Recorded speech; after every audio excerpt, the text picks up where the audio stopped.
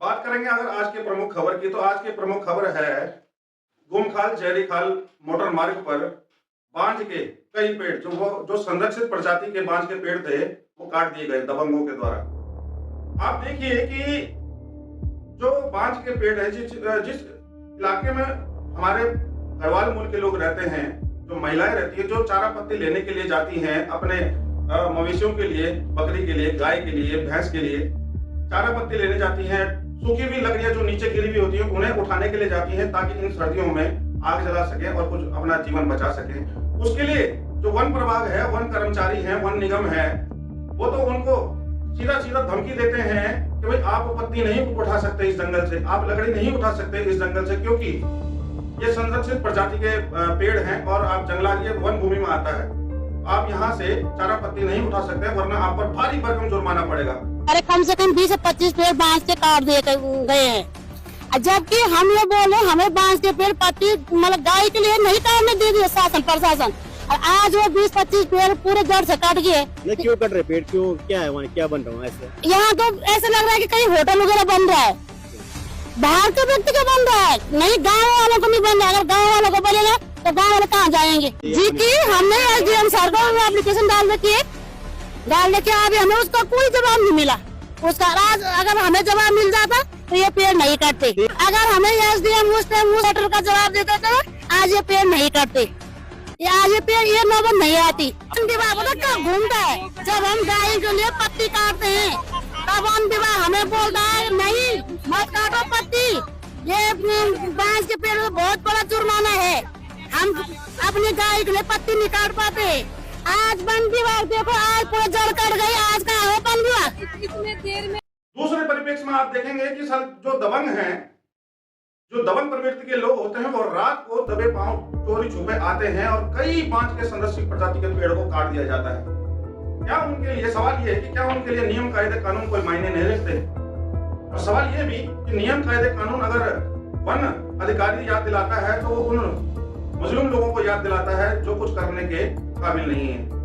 केवल वो अपने चारा पत्ती इसलिए ले जाते हैं कि अपने मवेशियों को वो 2 टाइम का खाना खिला सके और उसों की लकड़ी उठा सके। तो मैं आपको कहना चाहूंगा कि अगर कांच पर पारा चढ़ाते हैं तो वो शीशा बनता है, आईना बनता है, और अगर किसी को आईना दिखा दो उसका पारा चढ़ जाता है। तो कुछ ऐसा ही यहाँ पर सिस्टम के साथ भी हुआ है और लोगों के साथ भी हुआ है। लोगों के साथ ये हुआ कि एक तरफ तो उन्हें चारा पत्ती लेने से मना कर दिया जाता है, उन पर जुर्माना लगाया जाता है, उन्हें डराया जाता है, उन्हें धमकाया जाता है, परंतु वहीं दूसरी तरफ आप देखें तो जो दबंग हैं, जो बड़े बड़े दबंगई हैं, अपनी दबंगई दिखाते हुए पेड़ों को काट देते हैं। वहाँ जो संरक्षित प्रजाति का पेड़ है, जो कि मिट्टी को पकड़ के रखता है, वहाँ के संरक्षण के लिए करता है, पानी की लेवल बढ़ाता है पानी का वहाँ पर।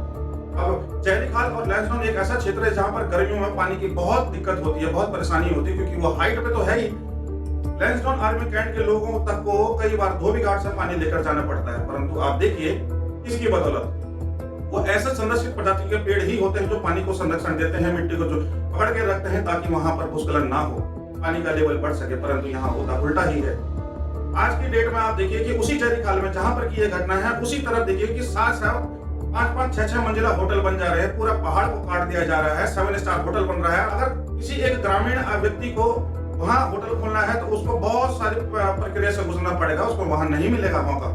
परंतु वहीं अगर कोई बाहरी प्रदेश से कोई बड़ी मोटी आसामी आती है, लाखों करोड़ों रुपए लगाती है, तो उसको व्यापार का दर्जा दे दिया जाता है और वहां पर उसे पूरा पहाड़ दे दिया जाता है, बेच दिया जाता है, और उस पहाड़ को पूरा वो काट कर वहां पर 5-5, 6-6 मंजिला और कम से कम 1200 कमरों का होटल बन जाता है, जहां पर कि पैदल चलने का रास्ता नहीं होता। वहां पर अगर टूरिस्ट आएगा भी तो सीधा हेलीकॉप्टर से आएगा, सीधा हेलीपैड पर लैंड होगा। तो वहां पर आने वाले निकट भविष्य में जब वो होटल बन जाएगा, वहां पर कैसे पता चलेगा कि कौन लोग हैं, क्या कार्रवाई हो रही है, क्या क्रियाकलाप हो रहे हैं वहां पर, वहां का कचरा प्रबंधन कहां से होगा, कैसे होगा, कहां जाएगा, वो डंपिंग यार्ड कहां बनेगा जहां पर वो कचरा डंप किया जाएगा, कहां से 1200 कमरों के होटल में कहां से वो पानी की सप्लाई हो पाएगी। अब चूंकि जयरीखाल और लैंसडाउन एक ऐसा क्षेत्र है जहां पर पानी की बहुत कमी रहती है गर्मियों के दौरान, तो इतने बड़े होटल को कैसे वहां से पानी की सुविधा मिल पाएगी? क्या उसके लिए पंपिंग योजना बनाई जाएगी? और वो अगर बनाई जाएगी तो कौन बनाएगा? क्या वो होटल मालिक बनाएगा या फिर उसके लिए भी सरकार ही चाटुकारिता करेगी अपनी?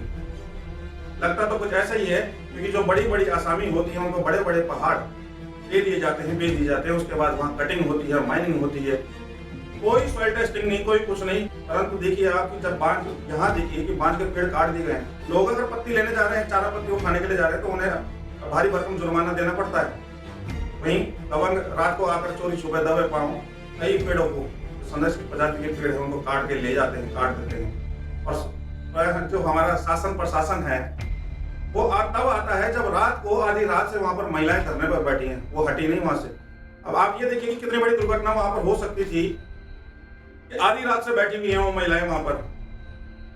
वहीं बाघ, भालू, गुलदार, कुछ भी आ सकता है, कोई भी जनहानि हो सकती है, परंतु नहीं, सरकार को इससे कोई लेना देना नहीं है। सरकार को अगर लेना देना है तो राजस्व से लेना देना है। अब चूंकि राजस्व चाहिए और वो राजस्व शायद दिल्ली पहुंचाना हो, तो इसी वजह से इस प्रदेश में राशन की दुकानों से ज्यादा, दूध की डेयरी से ज्यादा शराब के ठेके हो गए हैं।